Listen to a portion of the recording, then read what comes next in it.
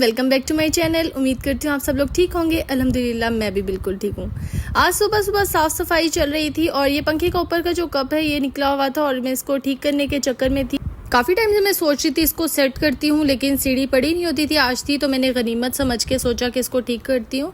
इसके साइज़ का पेच मुझे मिल नहीं रहा था, नीचे से बॉक्स मंगवाया लेकिन इसके अंदर भी नहीं था, तो अब मुझे बाहर जाके लेकर आना पड़ेगा। अच्छा, आजकल ना मुल्तान का मौसम थोड़ा सा बेहतर हो गया है पहले की निस्बत। पहले तो शदीद गर्मी थी, अब हवा चलती रहती है। जब से ये बारिशें हुई हैं ना तो उससे बड़ा सुकून हो गया है। मैं दोनों अपने डोर्स खोल देती हूँ पोर्शन के, तो हवा क्रॉस होती रहती है और सुकून से यहाँ पे खड़ा हुआ जाता है। उसके बाद मैं नीचे जा रही थी खाला से मिलने, क्योंकि खाला जा रही थी लाहौर और वो अपने भाई से मिलने जा रही थी, मतलब मेरे मामू वहाँ पे रहते हैं। और साथ ही मुझे खाला ने कहा कि रास्ते में मुझे भूख लगेगी, तो मैंने कहा अच्छा मैं आपको रोटी बना देती हूँ, आप खा के जाएं। और यहाँ पे मैंने अपने लिए भी चाय बना ली थी क्योंकि सुबह से मैंने पी नहीं थी। कौन है? अल्लाह करो, अल्लाह करो, अल्लाह क्षमाओ, ही कुछ क्षमाओ, रैबिट को क्षमाओ, अल्लाह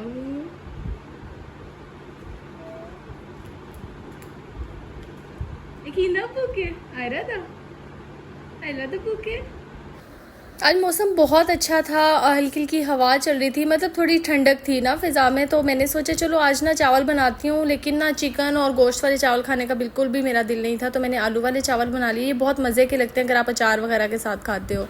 और मैंने सोचा कि इस सिंपल से खाने को ना एक बहुत स्पेशल मोमेंट में कन्वर्ट करती हूँ। अपने हस्बैंड को एक प्रॉपर तरीके का सरप्राइज़ देती हूँ। थे तो ये सिंपल से चावल, अब ज़रूरी नहीं है कि आप बाहर जाके ही इस चीज़ को एंजॉय कर सको। आप लोग घर में सादा खाना बना के एक अपने मोमेंट को बहुत अच्छा कर सकते हो। तो बस यही सोचते हुए मैंने फिर अपनी टेबल को प्रॉपर तरीके से सेट किया। मेरे हस्बैंड ऑफिस से आ चुके थे, वो नहाने गए हुए थे। जल्दी जल्दी मैंने अपनी यहाँ पे टेबल सेट की, ये चावल निकाल के रखे, साथ में मैंने वेजिटेबल्स वाला रायता बनाया हुआ था और अचार रखा, बॉटल रखी और साथ में मैंने कैंडल्स कुछ सेट कर दी। और मैंने सोचा चलो इस तरह ना हम लोग अपना बहुत अच्छा टाइम स्पेंड कर सकेंगे। अब देखें ना, ज़रूरी नहीं होता कि आपके पास लग्जरीज़ हों तो ही आप अपनी लाइफ को अच्छा कर सकते हो। मेरा बताने का मकसद ये है कि आप लोग अपने घर में छोटे छोटे मोमेंट को बहुत अच्छे तरीके से सेलिब्रेट कर सकते हैं, अपने टाइम को बहुत अच्छा बना सकते हैं। अब ज़रूरी नहीं है कि आपका अमीर होना बहुत ज़रूरी है, आपके पास बहुत सारे पैसे होना ज़रूरी है। घर में आप सिंपल से दाल चावल बना के भी ना उसे बहुत अच्छे मोमेंट में कन्वर्ट कर सकते हैं।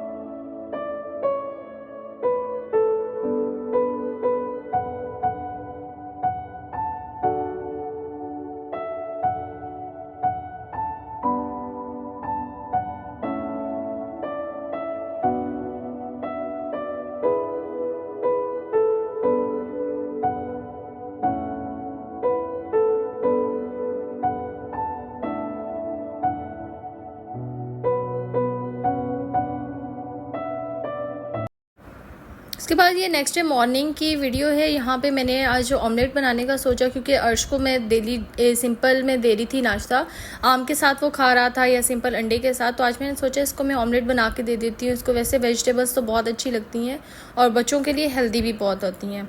और मैं ख़ुद भी कब से खा नहीं रही थी, गर्मियों की वजह से गर्मियों में बिल्कुल भी नहीं खाया जाता। तो बस मैंने इसके लिए टमाटर, प्याज, हरी मिर्चें और हरा धनिया काट लिया था और साथ में मैंने हल्का सा इसमें नमक और कुटी लाल मिर्च डाल दी। आप चाहें तो कोई और स्पाइसेस भी डाल सकते हैं, लेकिन मेरे लिए ना इतने इनफ होते हैं। सिंपल सा बस आपने नमक डालना और कुटी लाल मिर्च डालनी है और आपका बहुत अच्छा सा ऑमलेट बन जाता है। और हमेशा मैं ऑमलेट बनाते हुए ना दूध लाजमी डालती हूँ, उससे बहुत फ्लफ़ी और बहुत मज़े का बनता है। और स्पेशली मैं तवे पे बनाती हूँ। नाश्ता करते ही फ़ौरन मैंने सोचा सालन बना लेती हूँ। गैस है, क्योंकि गैस का फिर पता नहीं होता, किसी टाइम भी चली जाती है। वैसे तो मोस्टली 2 बजे के बाद ही जाती है और तकरीबन मेरे पास यहाँ पे 12:30 का टाइम हो रहा था। तो बस फिर मैंने सोचा जल्दी से बना लेती हूँ, क्योंकि मेरी नंद ने भी आ जाना था। वो बेचारी जॉब से आती है और इस टाइम पे ज़ाहिर बात है जॉब से जो भी आते हैं ना उसको बहुत भूख लगी होती है। और यहाँ पे मैं बनाने लगी थी कोफ्ते, और इसकी बहुत सिंपल सी रेसिपी है, मुझे अम्मी से सीखने को मिली है ये रेसिपी, और अम्मी ने अपनी अम्मी से सीखी थी, मतलब ये रेसिपी मेरी नानी की है। यहाँ पे मेरे पास फ्रीज कोफ्ते पड़े हुए थे, ये खाला ने बनाए हुए थे। मैं आपको इसकी रेसिपी बता देती हूँ। आपने बारीक कीमा लेना है, उसके अंदर छोटा सा एक प्याज लेना है जो बारीक काट के डालना है, नमक, लाल मिर्चें और थोड़ा सा गरम मसाला डाल के इसको अच्छे तरीके से मिक्स करना है। और अगर आप थोड़े से स्पाइसी खाते हैं तो ग्रीन चिली भी आप पीस के इसके अंदर डाल सकते हैं। और बस ये कोफ्ते बना के आपने रख देने हैं। फ्रीज कर लेना तो बड़ी आसानी हो जाती है, जब भी बनाना हो तो बस आप लोगों ने सिर्फ इसका मसाला बनाना है और तैयार। अच्छा, इसके लिए मैंने क्या किया था, एक प्याज लेके उसको बारीक बारीक काट लिया था, वो मैंने ऑयल के अंदर हल्का सा सौते करने के लिए डाला है। और साथ में 5-6 जो पीसेस होते हैं लहसुन के वो ले लिए थे और उन्हें भी अच्छे तरीके से पीस लिया था। जब तक प्याज लाल होते हैं तब तक मैं इसका मसाला बना लेती हूँ। दही मैंने 1 कप यहाँ पे ली थी, आप 1 से थोड़ी सी ज़्यादा भी ले सकते हैं, डिपेंड करता है आपके पास कोफ्ते कितने ज़्यादा हैं। दही को अच्छे तरीके से बीट करना है ताकि उसमें कोई लम्स ना हो। और इसके बाद मैंने इसमें लहसुन डाल दिया। अच्छा, लहसुन सिर्फ डालना है, अदरक बिल्कुल भी नहीं डालनी। और इसके अंदर सिंपल से स्पाइसेस जाएंगे, इतने ज़्यादा कोई ख़ास स्पाइसेस इसके अंदर नहीं जाने। सिर्फ हल्दी जाएगी, हल्दी थोड़ी सी ज़्यादा जाएगी। और उसके बाद इसमें जाएगा लाल मिर्चों का चम्मच, मैंने थोड़े से ज़्यादा डाले थे क्योंकि ये हल्के से स्पाइसी अच्छे लगते हैं, वरना हमारे घर में इतना ज़्यादा स्पाइसी खाया नहीं जाता, नॉर्मल से ही स्पाइसी हम लोग खाते हैं। और इसके बाद मैंने भर के चम्मच डाला था धनिया पाउडर का। इसमें ये 3 ही मसाले डालने हैं, नमक पहले नहीं डालना। नमक ना डालने की वजह ये होती है कि अगर हम पहले नमक डाल देते हैं ना दही में तो दही फट जाता है और दही के जो गुठलियाँ होती हैं ना वो बनना शुरू हो जाती है सालन में, जो कि बिल्कुल भी अच्छी नहीं लगती।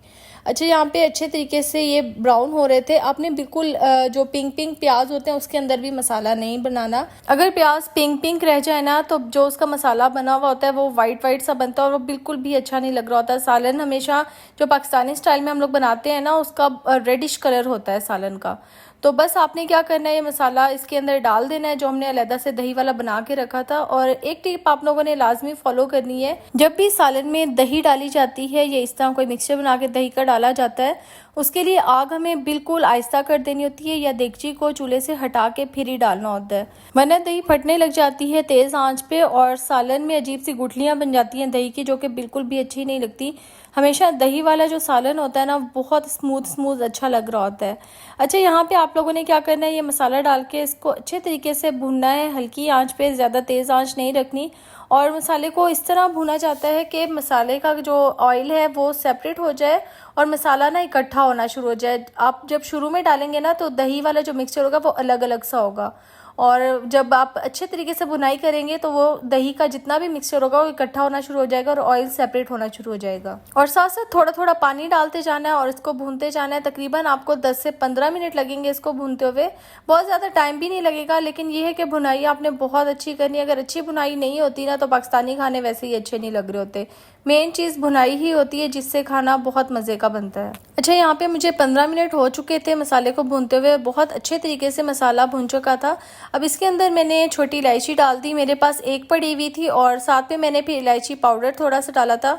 इसकी खुशबू बहुत अच्छी लगती है सालन में। अगर आपके पास साबित इलायचियाँ पड़ी हैं तो आपने साबित ही डाल देनी है। मैं अक्सर पीस के रखती हूँ चाय की वजह से, तो फिर मैंने इसके अंदर थोड़ा सा ना, बहुत थोड़ा सा करके आपने डालना है, बहुत ज़्यादा नहीं डालना है क्योंकि अरोमा इसका बहुत तेज़ होता है। तो मैंने वही इलायची का पाउडर डाल दिया था और साथ ही मैंने इसमें कोफ्ते डाल दिए। अच्छा, अब कोफ्ते जब आप डालेंगे ना तो उसमें आपने ना तेज़ तेज़ चम्मच नहीं चलाना है, इसको हल्का हल्का चम्मच चलाना है, वरना जितने भी ये सारे कोफ्ते हैं ना ये खुल जाते हैं। मैं मोस्टली फिर इसके अंदर चम्मच नहीं चलाती, किसी चीज़ से पकड़ के देगची को हिला देती हूँ ताकि सारे कोफ्ते अच्छे तरीके से मिक्स हो जाएं। और उसके बाद इसके अंदर पानी डाल देना है, तकरीबन 1 गिलास जितना इसमें पानी डालना है और इसको हल्का सा दम दे के रख देना है तकरीबन 15 से 20 मिनट के लिए। और आंच भी बहुत ज़्यादा तेज़ नहीं करनी, दरमियानी आंच पे रखना है। बस कोफ्तों में पानी डालने के बाद इसके ऊपर ढक्कन दे देना है और 20 मिनट के लिए बिल्कुल ही आप भूल जाएं कि आपने कोई चीज़ रखी हुई है, ताकि अच्छे तरीके से कोफ्ते बन जाएं। और यहाँ पे मैंने अच्छे तरीके से मिक्स कर रही थी क्योंकि अब ये बिल्कुल पक चुके थे, अब इनके टूटने का डर नहीं था। इतनी देर में अर्श भी आ गया और इसके कुरान पाक पढ़ने का टाइम हो चुका था। ये अब जा रहा था और यहाँ पे कह रहा था मामा मुझे दुआ दे के भेजें, क्योंकि जब भी ये जाता है ना तो मुझसे दुआ लेकर ही जाता है।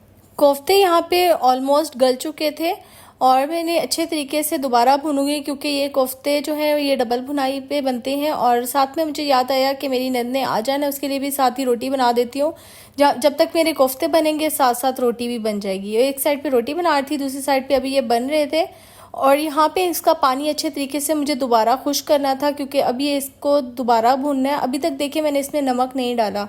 इसी स्टेज पे मुझे इसके अंदर नमक डालना था। नमक आप हस्बे जायका डाल सकते हैं जितना आप लोग सालन में नमक रखते हैं।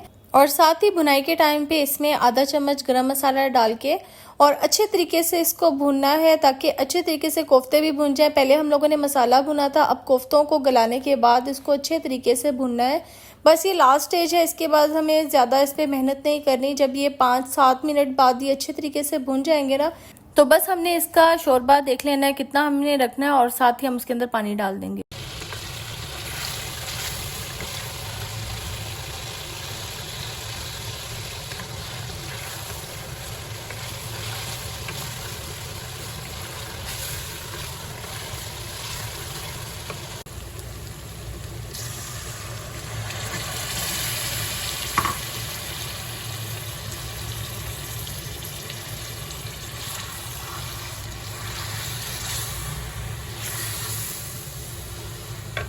बस पानी डालने के बाद आप लोगों ने इसको 2 से 3 मिनट पकाना है ताकि पानी अच्छे तरीके से बॉईल हो जाए। और यहाँ पे हमारे कोफ्ते बिल्कुल तैयार हैं।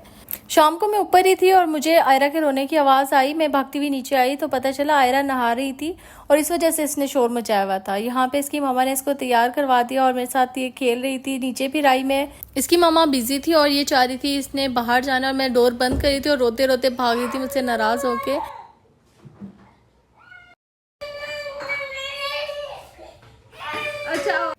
यहाँ फिर मैं इसे थोड़ी देर के लिए बाहर लेकर गई क्योंकि ये बेचारी घर रह के इतनी तंग हो जाती है ना, इसका दिल करता है बाहर खेलने का। और अकेला हम इसको भेज नहीं सकते, अर्श भी इतना बड़ा नहीं है कि उसके साथ भेजा जाए। खैर उसके बाद फिर मैं ऊपर आई खाना वगैरह खाने के बाद और यहाँ पे अर्श मेरी लिपस्टिक के साथ खेल रहा था। और मैं काफ़ी टाइम से सोच रही थी मेरी लिपस्टिक कौन ख़राब करता है, ये इसी के काम में। ड्रेसिंग टेबल की बाकी चीज़ें भी बिखरी हुई थी। अच्छा, बच्चों को जितने मर्जी टॉयज लेके दे दो ना, उन्होंने माओ की चीज़ों के साथ ही खेलना होता है। अब ये जितनी देर खेल रहा था मैंने सोचा इसके लिए शेक बना लेती हूँ। अक्सर तो मैं इसे शाम को ही पिला देती हूँ लेकिन आज लेट हो गया था तो मैंने सोचा चलो इसी टाइम बना देती हूँ। कभी कभी मैं इसे आम का शेक बना देती हूँ और अक्सर मेरी कोशिश होती है इसको बनाना शेक दे दूँ क्योंकि ये बच्चों के लिए बहुत ज़्यादा हेल्दी होता है। और इसमें साथ ही मैं नट्स पाउडर भी डाल देती हूँ जो मैंने ऑलरेडी बताया हुआ। इसकी रेसिपी थोड़ी सी लेट आएगी लेकिन इंशाल्लाह मैं आप लोगों के साथ लाजमी शेयर करूँगी। ये जो नट्स पाउडर है ना, ये बच्चों के मेंटल और फिजिकल हेल्थ दोनों के लिए बहुत अच्छा है। ब्रेन बहुत ज़्यादा इससे शार्प हो जाता है और बच्चे ना एक्टिव भी रहते हैं। मेरी कोशिश है कि मैं आप लोगों के साथ जल्दी ही ये वाला पाउडर जो है इसकी रेसिपी शेयर करूं। असल में मेरे पास ऑलरेडी पड़ा हुआ है तो अभी मैं चाह रही हूँ कि ये जैसे ही ख़त्म होगा ना तो दोबारा जब भी बनाऊंगी मैं आप लोगों के साथ लाजमी शेयर करूँगी। बस इसी के साथ मैं अपना व्लॉग एंड करने लगी हूँ। उम्मीद करती हूँ आपको व्लॉग अच्छा लगा होगा। अगर अच्छा लगा तो लाजमी लाइक करिएगा और चैनल को भी साथ साथ सब्सक्राइब कर दिया करें, कमेंट्स भी कर दिया करें। मिलती हूँ आपसे न्यू व्लॉग में, तब तक के लिए अल्लाह हाफिज़। अपना बहुत सारा ख्याल रखिएगा।